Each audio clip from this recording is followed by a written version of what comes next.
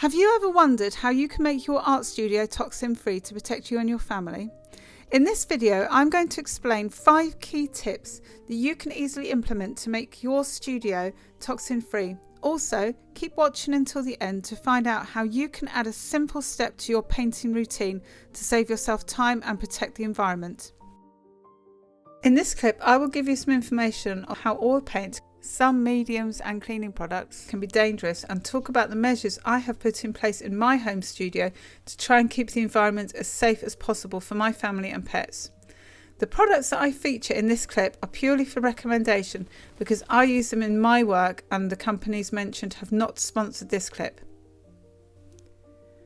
Having a well ventilated space is key to keeping your art environment safe when using most mediums.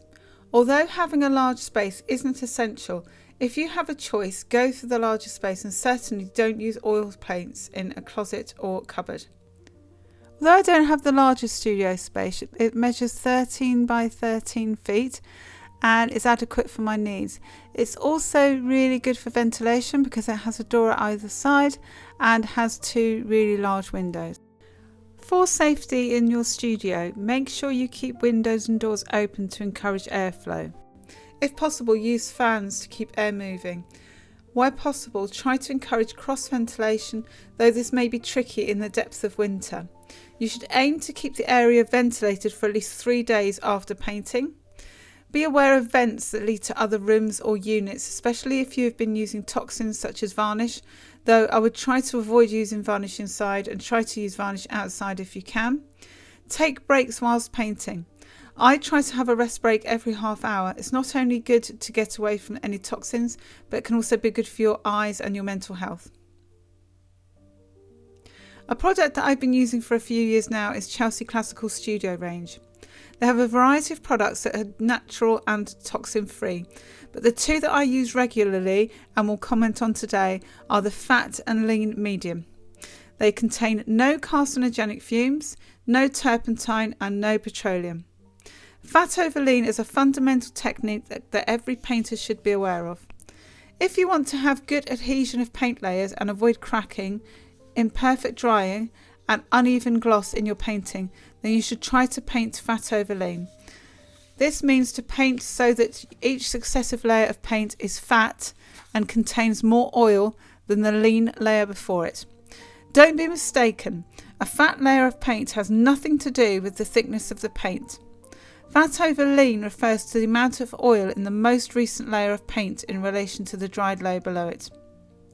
Chelsea Classical Studio's lean medium contains linseed oil and lavender spike oil essence, an alternative solvent for painting that is safer to breathe than turpentine.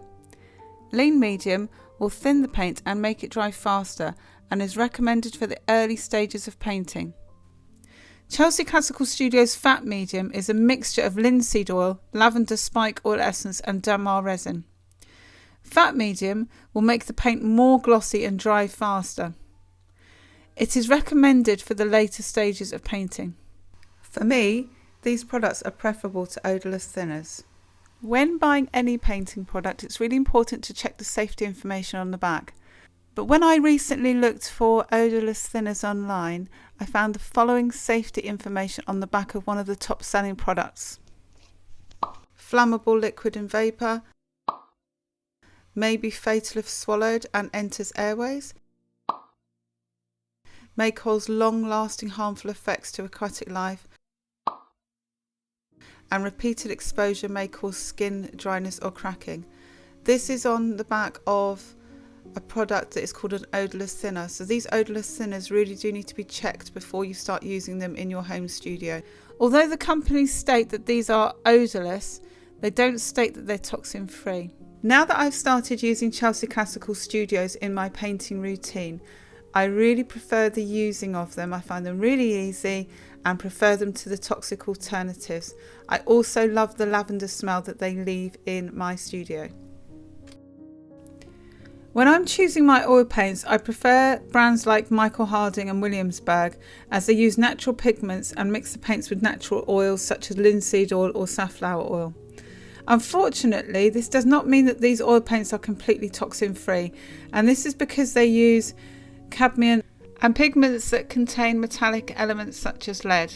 To find more information on the health and safety of the paint brand that you use, please check their website. I am only commenting on Michael Harding because they are the paint brand that I use. Cadmium is toxic to humans and other animals in very small amounts, especially when it's inhaled, which often happens when working with powdered pigment or breathing the dust from chalk pastels. As a result, it's not appropriate for children to use any art supplies that contain cadmium pigments. Because of this, I'm starting to seek out alternative colours for cadmium yellow and red. So I'm currently experimenting with Michael Harding Pyroil Red, and for cadmium yellow I'm trying to use the alternative Yellow Lake. Let me know in the comments if you've stopped using cadmium colours and what you have swapped your palette to. On the Michael Harding website, they publish a list of their oil paints that are toxic, and the paints are mainly white and yellow. But interestingly, this doesn't include any of the cadmium hues. There is, however, a statement at the end of the health and safety document that states cadmium colours are not officially subject to the same regulations covering lead-based products. However, this does not mean they are non-toxic. They also give additional health and safety advice, which includes ensuring the space is well ventilated. Because of this and all that I have seen about cadmium over the past few years, I just think it's a safer bet to avoid cadmium and go for an alternative colour, because there are so many colours out there. What are water mixable oils? These are oils that are made using a mixture of oil and water, but formulated in such a way that the equipment can be cleaned with water and paints can be mixed with water mixable medium. So you have the benefit of using oil paints without the toxic chemicals. I've used a variety of brands including Cobra, Daler Rowney and Winsor & Newton, and found them to be really effective. I have a whole playlist dedicated to the topic of water mixable oils, so if you wanted to look at this product in more detail, including detailed reviews and techniques, please check out the playlist. This last tip will not only help you to keep your studio environment toxin free of brush cleaner, but will save you time in your cleaning routine. Here is the process that I use. After every brushing session, I clean the excess paint with a paper towel. I then move the paintbrush around in the brush cleaning container and try to get off as much paint as I can. I then add this to my oil bath container. When I start my next painting session, I simply squeeze as much paint off as I can, clean with a paper towel, and I'm good to go. These containers are all filled with refined safflower oil, which is a great substance for preserving the paintbrushes and keeping the oil paint off of the brushes. I will from time to time have to clean my brushes because there are too many brushes in the bath, or it is starting to become discoloured. When this is the case, I use Masters brush soap, as I have found this leaves the brushes in a good condition. You should also ensure that you don't forget to clean up your space, especially anything that has paint on it. If you have rags or paper towels with paint on, these should be disposed of when you finish painting on a daily basis. If you want to learn more about water mixable oils, then watch the video on the right. If you want to dig deeper and find out more about products, then watch the playlist on the left, and don't forget to like and subscribe.